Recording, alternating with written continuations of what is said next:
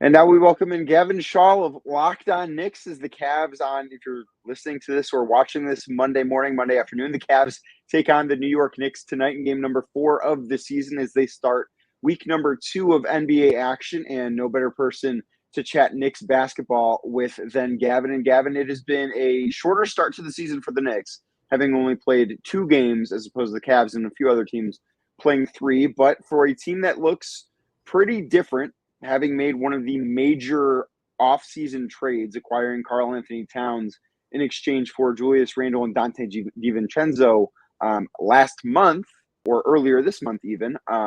What have you seen so far from the Knicks? What have you liked? So we knew it was going to be a little bit of a process when, to your point, this trade happened 2 weeks before the start of the season. And it's generally not a good idea to be in the middle of a process when you're playing one of the best teams in NBA history. And unfortunately, as a Knicks fan, it pains me to say this. I'm sure it pains you to hear this as a Cavs fan. The Boston Celtics are a historically great basketball team, and they just so happen to have a borderline 1-3 away from being a uniquely historically great shooting night against the New York Knicks. So that sucked. There's no other way to frame it. The Knicks certainly had a hand in it with their coverages were not really on point. Clearly, there are still like some growing pains in terms of just communication and just connectivity and saying like, hey, you're going to drop. Oh, wait, I thought this was a hedge. And like even between Jalen Brunson and Josh Hart, they were having those issues. The Celtics looked like they were in midseason form. You want to wipe that one off the board, so be it. You could maybe just as easily in the other direction wipe the Pacers game off the board as after the Celtics nearly set the all-time record for threes in a game. Indiana proceeded to shoot 3 for 30 against the Knicks from 3. And sometimes it is just that simple. But on top of that, there were a lot of good things. Karl-Anthony Towns and Mikal Bridges looked infinitely more comfortable in this game. I know we're going to get into it, but I just loved like the intensity and the aggression they both brought to the table. Mikal Bridges, who looked like he was in a haze, like it was maybe having flashbacks to 2022 Game 7 against the Mavs in that first opening night against the Celtics, where Jason Tatum just embarrassed him over and over again. Like he came out with a point to prove, was hyper aggressive, like getting into his offense, like torching guards, torching Jarace Walker, like blowing by him, like little hesitations, little screen rejects, like in his bag with like 1 foot fadeaways. So second game was a lot better. I don't know how much to make of either given the shooting, but second game was more encouraging for sure. Well, we brought up Cat. I want to push that back a little bit because you brought up Mikal Bridges, and I think that is the hottest thing around the league with the New York Knicks is the way that his jump shot looks now, because he has been somebody that for the majority of his career, not all of his career, but the majority of his career has been somebody that I have looked at and say, okay, that guy's got really, like, he's got a good looking jumper. Mm-hmm. And then we get videos like towards the end of training camp, and it is just nothing compared to what it used to be. Why did Bridges think it was a good idea to try and tweak his jumper form? Is this something that the Knicks are going to be able to easily fix? What is going on with that? Okay, so the first question is an impossible one to answer, and you would need probably like a psychiatrist who is willing to break HIPAA that has seen Mikal Bridges over the last few years, because he had a quote after their last preseason game where at that point he was in the midst of a 2 for 19 stretch from 3, which is not good, not what you want for a career 38% 3-point shooter on volume that you just gave up your entire draft future for. And he said apparently since he was at Villanova, he has been trying to get his shot back to where it was as a college player, which I mentioned to you pre-show and struck both of us as weird, given that, as I just mentioned, he has been a great shooter throughout his career. And that is again, the main reason the Knicks decided to bet so much on Mikal Bridges. It looked just off. Like I am not a shot doctor by any means, but the energy transfer was terrible. Like it was going all the way behind his head, and then the momentum would just stop, and then he would try to like catapult it towards the rim. It wasn't working. Something snapped against the Celtics. Maybe it was like that pressure finally kind of caved in and like it looked more fluid. There is a intense debate on Knicks Twitter whether or not he actually made any mechanical tweak. A lot of people saying like, no, he hasn't changed anything. Like it is still weird, but it's going in now. And other people saying like, oh, it looks more fluid. I'm not smart enough to tell you that. All I know is it's been going, and it was 2 for 3 against the Pacers. Something like 2 for 4, 2 for 5 in the second half against the Celtics. So if that continues, I guess nothing to worry about. Doesn't really matter how it looks. It to me, like again, not a professional. It looks a little better the last game and a half. Yeah, I think that is going to have to get to a place where it looks better because, and to be fair, like not every shot looks great from every good shooter. Like you mentioned the Pacers earlier, who the Knicks have played.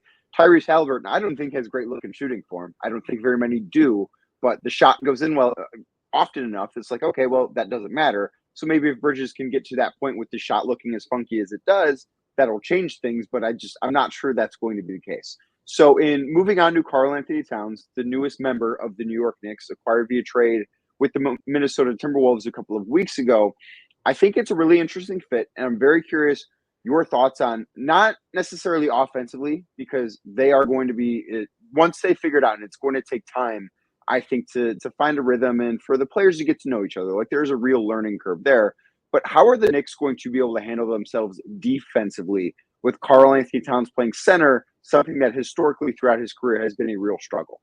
So I think let's start off with the good news. The rebounding in the preseason was really, really good, and that is pretty crucial to the Knicks' identity. They've been one of the best rebounding teams in basketball under Tom Thibodeau. They've clearly been the best offensive rebounding team in basketball under Tom Thibodeau. You go back to Towns' early years in the NBA, some of them under Thibodeau, he was consistently 90th plus percentile relative to other centers as a rebounder. That's not a huge concern for him. The bigger concern for him is that he is like a kind of a hulking dude, does not have like super fluid hips, like kind of poor posture, like not particularly like athletic in terms of his core. I'm saying all this to say kindly, like he's not like a good pick and roll big as a defender. And like traditionally, like Tom Thibodeau has preferred to play like a drop style of defense where he falls back towards the rim on a pick and roll, kind of lets the guard come into his body.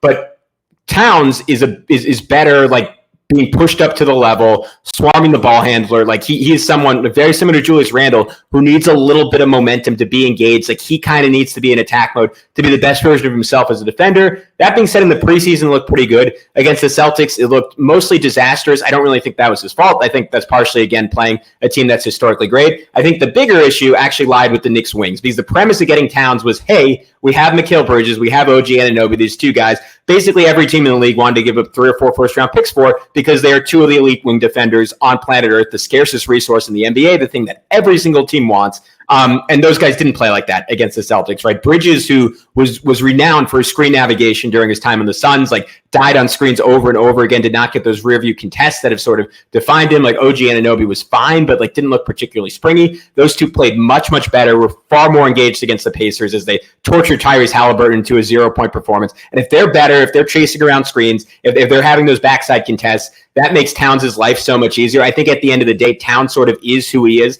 Maybe the Knicks can throw a wrinkle in there when Mitchell Robinson is back and can potentially play next to him. Precious Achiuwa, someone who could play next to him and can give you some flexibility. But for now, it's really on the wings to make his life easier, because he can only do so much.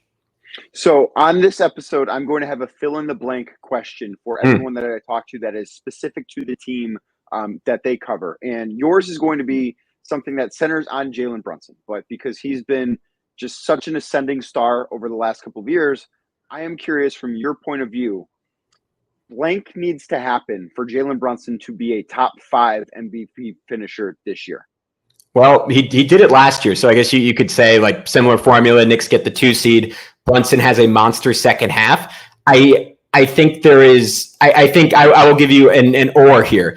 Either the Knicks will have to get the 1 seed / win over 55 games, I think, as the 2 seed. Brunson can get there. Or they'll have to have some injury issues, because that's what spurred Brunson putting up over 30 points, or I believe over 30 points per game post All-Star break last year, was because Knicks were so beat up. No Julius Randle, no OG Anunoby for the bulk of the second half of the year. If stuff happens to Towns, if stuff happens to Anunoby, both of them have a pretty extensive injury history. I could certainly see Brunson getting there. If not, maybe he'll scale back the scoring a little bit, and then I think the Knicks would have to have an incredible amount of team success to push him there, just because he's going to get to do a little bit less. I think the good news is, given Towns' presence, like the efficiency numbers, which were already good, are going to skyrocket to like Shai Gilgeous-Alexander, Kevin Durant type of elite territory. Like he has thrived already having an open lane.